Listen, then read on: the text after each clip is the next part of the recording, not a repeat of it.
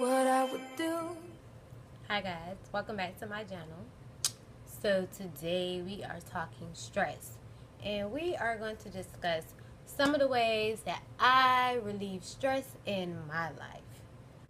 So there are some statistics out there that says that over 77% of Americans feel like they're stressed in some way or another.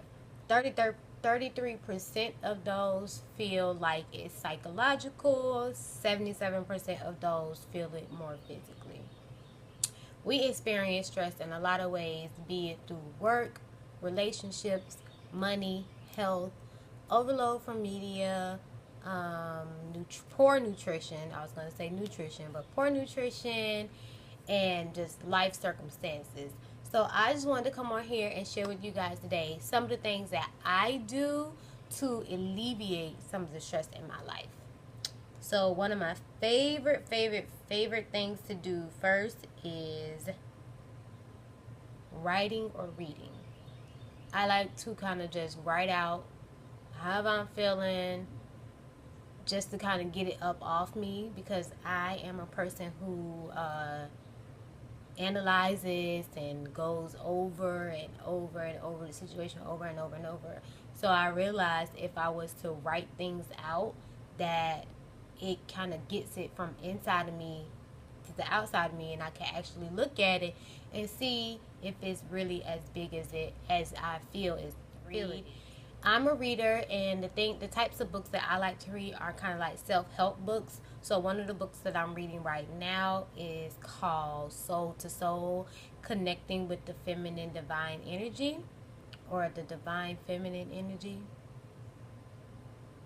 I think it's Divine Feminine Energy. I'm not exactly sure, but that's the book that I'm reading right now, which is just kind of helping me learn to tap into different situations, learning how to let go and release, and learning how to go with the flow. This may be funny to some people, but this is what I do to alleviate stress. I go to sleep.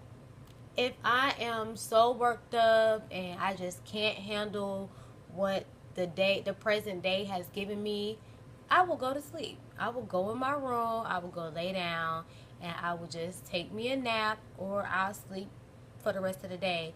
And when I wake up, I'll wake up with a new attitude. I feel refreshed, and I'm able to go back at that particular situation or subject with a clear, more better perspective and a solution to get through that. Another thing I like to do is drink tea.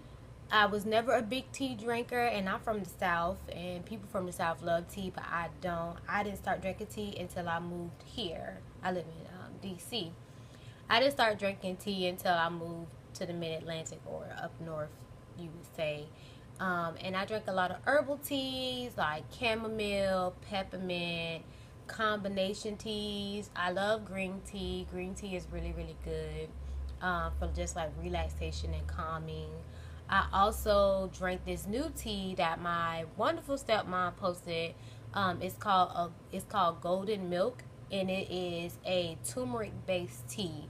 I will leave a recipe in the description bar below for that recipe. It's really, really good for like calming and relaxation, and also if you're not feeling well. Tea will put you back in a place of calm where you're able to put your feet back on the ground, or become back grounded after, I would say, an uproar. Meditate and pray, and it varies. I kind of go back and forth between the two, because I always pray and I always try to return to source and ask for guidance, and ask that my perspective be shifted sometimes. And you can also do that through meditation. So sometimes I will actually pray, and I will pray out loud, or I pray through writing in my journal, and or I will meditate, which is also a form of prayer. The next thing that I like to do is therapy. I go to talk therapy. I enjoy therapy. It is wonderful. It has worked for me. I've been going to therapy for almost 2 years now, and I have a new therapist now, and I've been seeing her for about 6 months now, and Going to talk therapy has really gotten me over that hump with dealing with certain things in my life, especially conquering myself, because I realized that I am my biggest task in life, not life. I am my biggest task, and being able to conquer myself and face some of the things that I am experiencing within myself as I go through my own stages of transformation. Talk therapy has been really, really, really, really good for me. And if anybody's interested in talk therapy or even been scared to go do it, it takes a courageous person to do it, but the results have been wonderful for me. So if you ever been thinking about doing it, I encourage you. Is connect to nature. Like, I will go outside, I will walk bare feet on the ground just to kind of feel the earth and try to lift my vibrations, because when you are stressed and you're overwhelmed and you're worked up and you're worried, your vibrations are very low. You're vibrating at a lower vibration. So when I feel myself starting to get overwhelmed or worked up, that's one of the ways that I go and relieve myself, is to return to nature and connect with nature. I'll go on a walk in the woods. We have a lake behind our house, and there's like a nice long, like, woody nature trail. I'll go walk out there, sit on the rocks, go sit by the water, or I'll go right out here back on my back patio, and I'll put my feet in the grass and just kind of, feel the earth and just recenter myself. That I love to do is affirmations and words of gratitude. When I feel like a situation is becoming unfair and I'm getting worked up and I'm in that fight or flight type of situation, I like to extend my self-compassion through words of gratitude by welcoming that uncomfortableness and asking, the universe to teach me in that moment what it is I'm supposed to be learning about myself and where I am in my transformation. And I also like to affirm myself with different affirmations to just encourage myself that this situation is not the end all be all. It's here for the moment. Welcome it and release it. I like to reaffirm myself. It feels good to me. It lifts my spirits. It sets off different chemical reactions in the brain. It redirects the cell's focus on something more positive to lift up your spirits.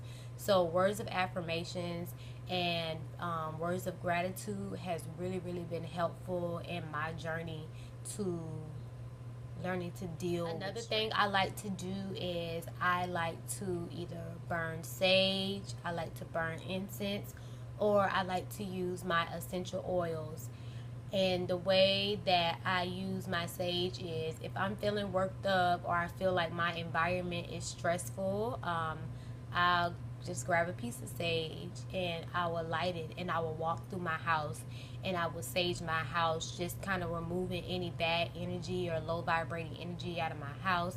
I will burn incense to lift my spirits, because they have different incense with different fragrances based on how your moods are, and it brings the opposite of what your mood is. So if you're having like a low, down, depressed mood, or you're feeling that way, or you're feeling overwhelmed, they have an incense like specifically for that like lifts up your spirits, brings good energy, brings joy and happiness to your world, because we use all of our senses when we're stressed, and we use all of our senses when we're happy. So if one of your senses can be altered to something that's more pleasant and that feels good, it sets off chemical reactions in your body, in your brain, and in your heart, to change your vibration, to turn up the dial to something that's more positive and more happy and more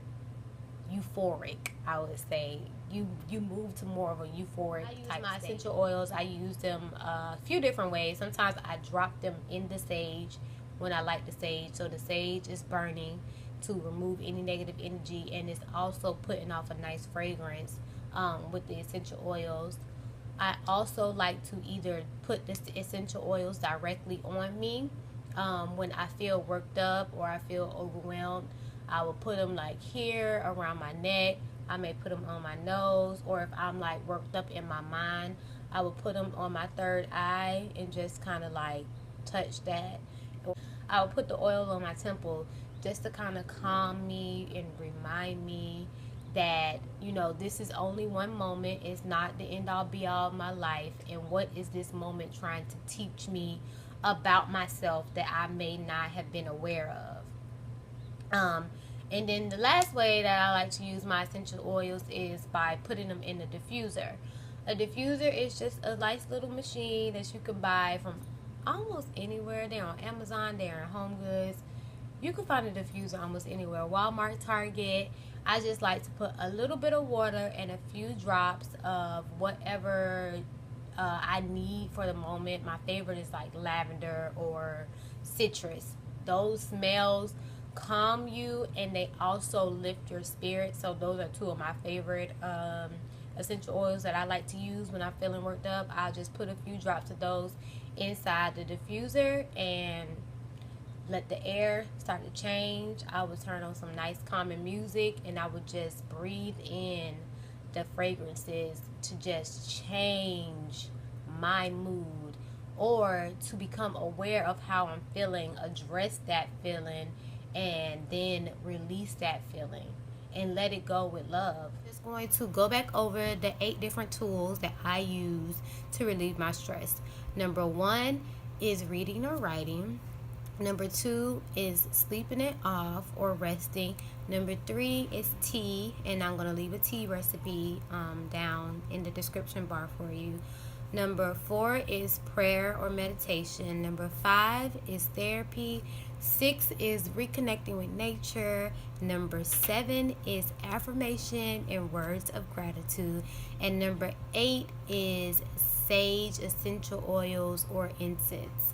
I don't do these in no particular order, just however I'm feeling, and whatever I could get my hands to first is whatever I choose to go with and what I feel like I need the most in that moment.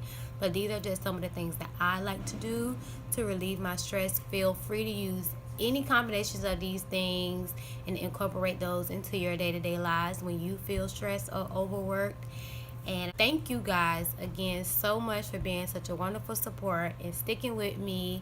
And until next time, I wish you all beauty, health, and love. I just know, Rufus boy, let me love boy. I just know, Rufus boy, let me love boy. I just know, Rufus boy, let me love. Caught up in my